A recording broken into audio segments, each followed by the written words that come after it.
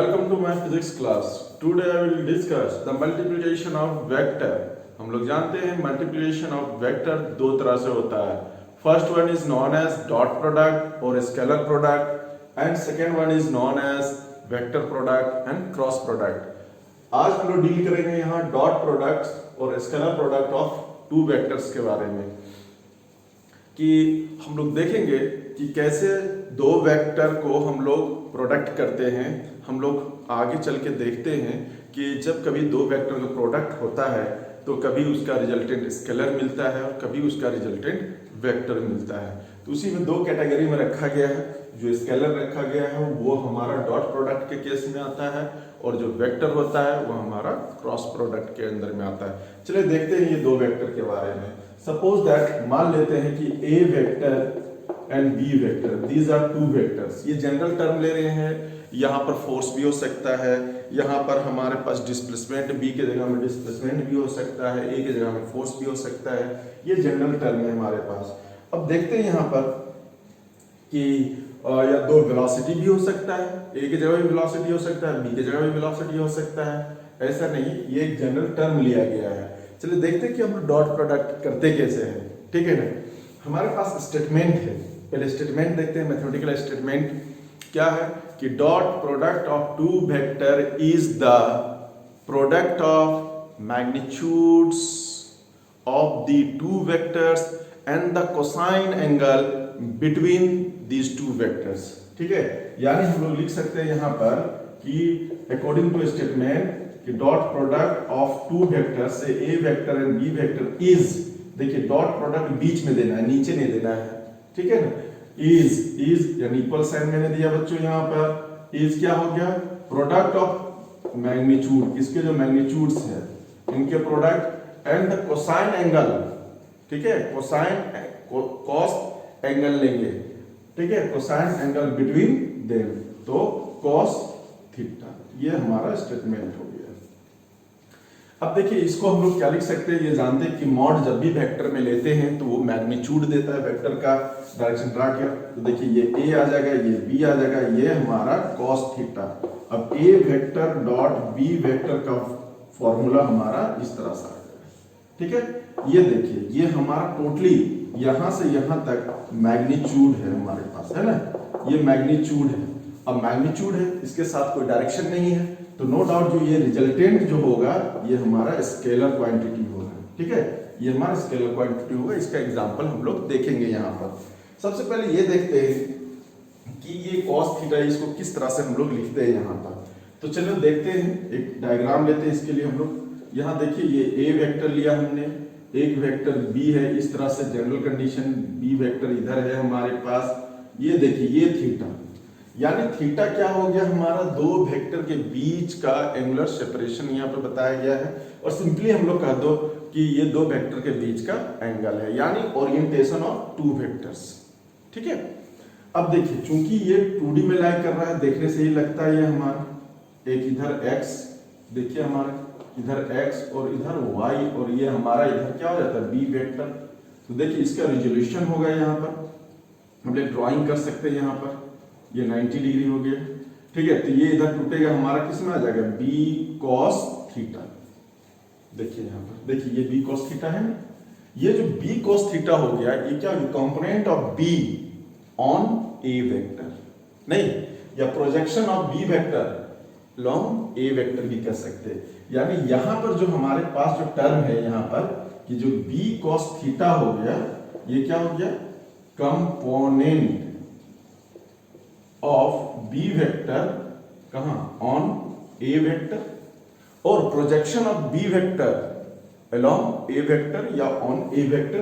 यहां से देखिए ये पार्ट भी निकल जाएगा, a vector dot b vector by क्या हो जाएगा, a. इससे भी हम लोग बहुत सारा चीज सॉल्व करते हैं. चलिए और आगे देखते हैं. हम लोग थोड़ा सा आगे बढ़ते हैं. हम लोग यहाँ पर देखते हैं कि इसके आगे क्या क्या हम लोग ले सकते हैं. अब हम लोग एक एग्जाम्पल लेते हैं यहाँ पर. ठीक है, कि what is the example of this one. जैसे मान लेते हैं हम लोग यहाँ पर, ठीक है, कि एक ऑब्जेक्ट है. ठीक, यहाँ पर एक ऑब्जेक्ट है हमारे पास, मास m. इस पे फोर्स इस डायरेक्शन में लगाया जाता है. F vector. देखिए, और मान लेते ये 10 न्यूटन लगाया जा रहा है, और देखिए ये बॉक्स यानी इस तरह से पुलिंग किया जा रहा है, खींचा जा रहा है इसको, है ना। तो और ये बॉक्स इधर डिस्प्लेस हो जाता है, इधर डिस्प्लेसमेंट इसका इधर है। मान लेते ये 10 मीटर चलता है, दोनों के बीच का एंगल अगर 60 डिग्री हो गया। अब देखिए, नो डाउट ये एक्टिविटी जब फोर्स लगता है किसी बॉडी पर, बॉडी डिस्प्लेस करता है, उसे हम लोग वर्क करते हैं, और वर्क का डायरेक्शन नहीं होता, सिर्फ मैग्नीट्यूड होता है। तो आप देखिए यहाँ पर आ जाएगा ये एक जगह में F, ठीक है ना, ऐसे भी लिख सकते हैं हम लोग यहाँ पर कि F vector dot S vector, ये हमारा क्या कहलाएगा, देखिए F S cos थीटा। और हम लोग जानते हैं ये दोनों का प्रोडक्ट जो है वो हमारा क्या कहलाता है, वर्क।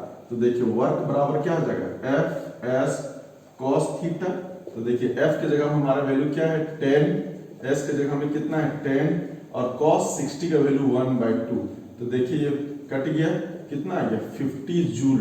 अब यहाँ पर सिर्फ मैग्नीट्यूड आता है, ठीक है। तो इसका रिजल्टेंट क्या है, magnitude, no direction, that's why it is a scalar quantity. Now it is clear बच्चों। और इसमें कोई ज्यादा दिमाग नहीं लगाने का है कि बहुत पेचीदगी नहीं लानी है, ठीक है। जहां पर भी हमको दो वेक्टर का प्रोडक्ट सिर्फ मैग्नीट्यूड देता है, यानी उसका रिजल्टेंट सिर्फ हमारा क्या हो जाएगा, स्केलर हो जाएगा, वहां पर हम लोग इसी प्रोसेस को यूज करते हैं। अब आगे हम लोग कुछ इसका स्पेशल केस को थोड़ा सा देख लेते हैं, ठीक ना। अब हम लोग देखिए यहाँ पर, इसके आगे हम लोग बढ़ते हैं, इसको हम लोग एक इक्वेशन कंसीडर कर लेते हैं कि A vector dot B vector equal to mod A B cos theta. इसको इक्वेशन 1 ले लेते हैं हम लोग यहाँ पर। चलिए केस 1 देखते हैं इसका हम लोग। Case 1 special case, when theta equal to 0 degree, मतलब दो वेक्टर हमारे पास क्या हो जाएगा, सेम डायरेक्शन में आ जाए, A vector and B vector. और हम लोग जानते हैं कि cos 0 जो होता है वो 1 होता है। इस केस में जो हमारा हो जाएगा, फ्रॉम 1 इक्वेशन से देखेंगे A vector dot B vector equal to क्या हो जाएगा, AB cos 0, और ये हमारा हो जाएगा AB। अब यहां पर हम लोग जो AB लिखते हैं ये वैल्यू मैक्सिमम देगा, जो भी आएगा मैग्नीट्यूड मैक्सिमम देगा, ठीक है ना।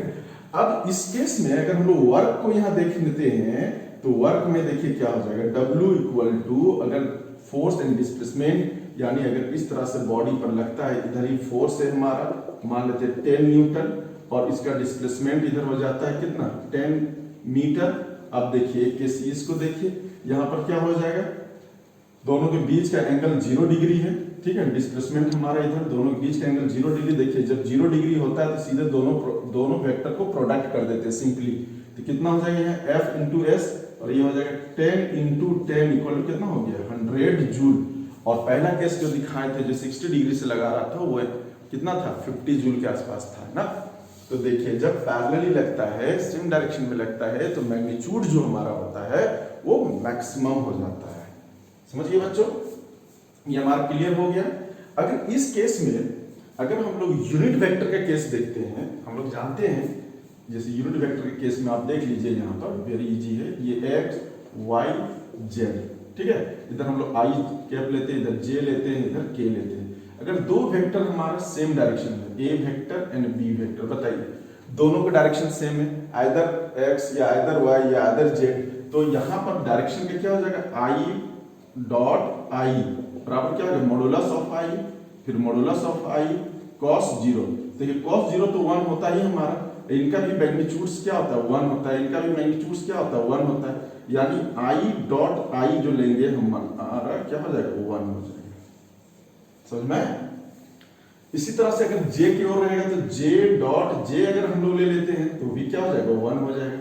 सिमिलरली k डॉट k ले लेंगे हम लोग तो उसी तरह से 1 हो जाएगा। ये प्रोडक्ट हमको याद रखना है। इससे एक फायदा और होता है कि अगर इस तरह का अगर रहता है हमारे पास, ठीक है ना, सेम डायरेक्शन में अगर रहता है तो एक प्रॉपर्टी और आ जाता है कि अगर मान लेते हैं कि ये दो वेक्टर a वेक्टर और a वेक्टर, दो वेक्टर एक ही डायरेक्शन में, तो उसको हम लोग कैसे लिख सकते हैं, यहाँ पर a vector dot a vector बराबर क्या हो जाएगा, modulus of a vector modulus of a vector cos 0 1, और इसका वैल्यू क्या है a क्या हो जाएगा a स्क्वायर। देखिए आप लिख सकते हैं a vector dot a vector को a स्क्वायर लिख सकते हैं। जब सेम वेक्टर का प्रोडक्ट रहेगा तो उसको स्क्वायर में हम लोग लिखते हैं। ये सब प्रॉपर्टी है डॉट प्रोडक्ट का। मुझे लगता है आई थिंक आप लोग को समझ में आ गया होगा, ठीक ना।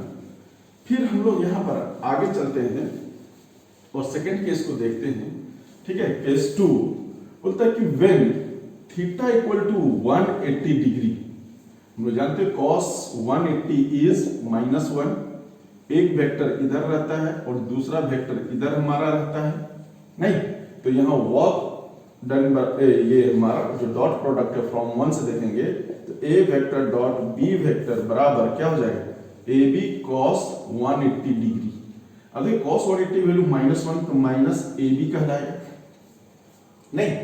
अब इस केस में हमारे पास अगर देखा जाए, एग्जाम्पल देखा जाए तो आप देखिए ध्यान से देख सकते हैं, अगर हमारे पास यहाँ पर एक बॉय है और इधर एक बॉल को ये लॉन्च फेंक रहा है, ऊपर की ओर फेंक रहा है, इसका मास m है, ये अपना फोर्स F लगाया, देखिए डिस्प्लेसमेंट इधर हो रहा है इसका s वेक्टर, और अगर ग्रेविटी फोर्स अगर देखा जाए तो ग्रेविटी फोर्स किधर लगेगा, नीचे लगेगा कि नहीं। देखिए दोनों के बीच का एंगल कितना हो गया, 180 डिग्री। यहां पर अगर हम लोग वर्क निकालेंगे तो ये क्या हो जाएगा, F S cos 180 डिग्री, और यहां पर क्या हो जाएगा, F की जगह हमारे क्या है, mg s माइनस, ये नेगेटिव में वैल्यू आया इसलिए हम लोग इसको नेगेटिव वर्क डन भी करते हैं। पहले वाला जो हमारा पॉजिटिव में आया था वैल्यू, वो हमें पॉजिटिव वर्क डन भी कहेंगे। इस तरह से हम लोग इसको प्रोसीड कर सकते हैं। मुझे लगता है आपको समझ में आ गया है, आप लिख भी सकते हैं इसको, यहाँ से नोट्स भी बना सकते हैं आराम से। अब अगर हम लोग थर्ड केस चलते हैं, थर्ड केस हमारे पास क्या है, सो देखिए थर्ड केस हमारे पास क्या है, बोलता है कि when theta equal to 90 degree, मतलब एक वेक्टर इधर हो एक वेक्टर इधर हो, ठीक है। तो देखो हम लोग जानते हैं cos 90 का जो वैल्यू होता है वो 0 होता है, तो ये हमारा क्या हो जाएगा, 0। अब यहाँ देखिए अगर इस तरह से अगर हम लोग लगा दिया जाए यहाँ पर, ठीक है ना, cos 0, तो देखिए इसका एग्जाम्पल ये क्या हो जाएगा, 0 वर्क डन हो जाएगा। इसको क्या कहेंगे, 0 वर्क डन कब होता है, जब हम लोग देखते हैं जब एक पुली जो होता है, ठीक है, जब कोई लोड को वेइंग करता है तो वो अपने सर पर रखता है इस तरह लोड को। अब ये लोड के अपोजिट ये फोर्स लगाता है इधर, ये चलता है इधर s वेक्टर, देखिए दोनों के बीच का एंगल कितना है, 90 डिग्री, और यहाँ पर इसका वर्क 0 वर्क डन हो जाता है।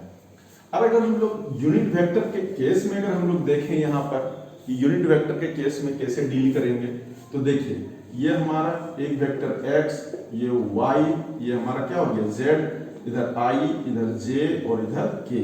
अगर हम लोग इधर कोई वेक्टर एक है, एक वेक्टर इधर है, जैसे a वेक्टर है, b वेक्टर, a वेक्टर इधर है, b वेक्टर इधर है, तो देखिए दोनों के बीच का एंगल 90 डिग्री हो गया।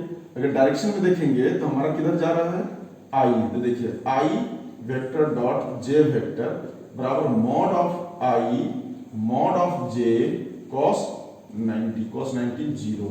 यानी हम लोग जब भी डिसिमिलर यूनिट वेक्टर में मल्टीप्लिकेशन करेंगे तो 0 हो जाता है। फिर इधर j डॉट k भी लेंगे तो भी 0 आएगा, k डॉट i भी लेंगे तो भी ये 0 आ जाएगा, जबकि इसके पहले वाला केस में i डॉट i 1 हुआ करता था, नहीं। Very simple. इसका एक बहुत सुंदर सा एग्जाम्पल भी हम लोग देख सकते हैं, ये हम लोग देखेंगे इसके बारे में। ये हमारा डॉट प्रोडक्ट यहाँ के क्या हो गया, खत्म होता है, ठीक है। कुछ प्रॉपर्टी है कि it has distributive property. Distributive property मतलब इस तरह से होता है कि a vector dot b vector plus c vector, हम लोग इसको लिख सकते हैं a vector dot b vector plus a vector dot c vector, इस तरह से हम लोग लिख सकते हैं यहाँ पर, ठीक है। फिर हम लोग यहाँ आगे चलते हैं और हम लोग देखते हैं, ठीक है, कि जनरल टर्म में देखते हैं कि दो वेक्टर कैसे हम लोग जब एंगल्स नहीं दिया रहता है दो वेक्टर को हम लोग को मल्टीप्लाई करना कैसे करते हैं। जैसे एग्जांपल लेते हैं, force is 4i plus 3j plus 5k newton, ठीक है, ये न्यूटन में है। Displacement is 3i plus 2j plus 3k metre. अब देखिए वर्क निकालना, वर्क डन निकालना है, ठीक है ना। तो वर्क डन, तो वर्क बराबर क्या होता है, फोर्स डॉट, ये निकला कि नहीं, अब आराम से हम लोग यहाँ पर रख देते हैं फोर्स का वैल्यू क्या हो जाएगा 4i plus 3j plus 5k। अब यहाँ हम लोग डॉट लगा देते हैं, यहाँ क्या हो जाएगा 3i plus 2j plus 3k। अब देखिए हम लोग जानते हैं मल्टीप्लिकेशन अगर i से i के साथ करेंगे तो 1 होता है, i के j के साथ करेंगे तो 0 होता है, i को k के साथ करेंगे तो भी 0 होता है। क्लियर है, मैंने पीछे बता चुका है। इसी तरह से तो हम लोग सिर्फ क्या करेंगे i को i के साथ, j को j के साथ और k को k के साथ मल्टीप्लाई करेंगे। ये क्या हो जाएगा 4 3 जा कितना हो जाएगा 12, i डॉट i 1 हो जाएगा, फिर ये 3 2 जा कितना हो जाएगा 6, j डॉट j 1 हो जाएगा, फिर 5 3 जा 15, ये हमारा हो गया। ठीक है, अब यहाँ से हम लोग काउंट कर देते हैं। ठीक है, ये हमारा कितना हो जाएगा यहाँ पर हमारा 10 20 25 27 3 30 3 33 है ना 33 जूल इसका आंसर है। देखिए सिर्फ मैग्नीट्यूड में है, दो वेक्टर को लेके चले है ना, जूल ये जे जूल है। ठीक ना, तो इस तरह से हम लोग प्रोसीड कर सकते हैं। फिर हमारे पास क्या है कि अगर दो वेक्टर दिया हुआ रहे, दो वेक्टर दिया हुआ रहे और उसका एंगल निकालना है तो कैसे निकालेंगे एंगल, तो देखिए आप ऐसे भी कर सकते हैं कि अगर ए वेक्टर डॉट बी वेक्टर बराबर क्या लिखता है ए बी कॉस थीटा, है ना, यानी mod A and mod B cos theta. देखिए यहां से हमारा निकल जाएगा cos theta equal to A vector dot B vector by क्या हो जाएगा मॉड ए और मॉड बी। आप आराम से निकाल सकते हैं। जैसे एग्जांपल यहाँ ए वेक्टर बराबर दिया हुआ 2i प्लस 3j और बी वेक्टर बराबर दिया हुआ है 3i प्लस 4j। देखिए ये तो प्रोडक्ट हम लोग यहाँ कर देंगे, ठीक है ना। इसका मॉड निकालेंगे तो मॉड कैसे निकलेगा, देखिए मॉड लेंगे 2i प्लस 3j, ये मैग्नीट्यूड हो जाएगा कितना 4 प्लस 9। सिमिलरली इसका हम लोग मॉड लेंगे नहीं तो यहाँ पर क्या हो जाएगा, देखिए रूट अंडर 9 प्लस 16। ठीक है, सॉल्व करके पुट कर देंगे, यहाँ से हम लोग एंगल निकाल सकते हैं। इस तरह के बहुत सारे इसमें न्यूमेरिकल्स भी है और सारे कॉन्सेप्ट्स भी है हमारे पास। तो हम लोग नेक्स्ट जो वीडियो लेक्चर होगा है ना, उसमें I will sure discuss about the numericals related to the dot product. Thank you for watching.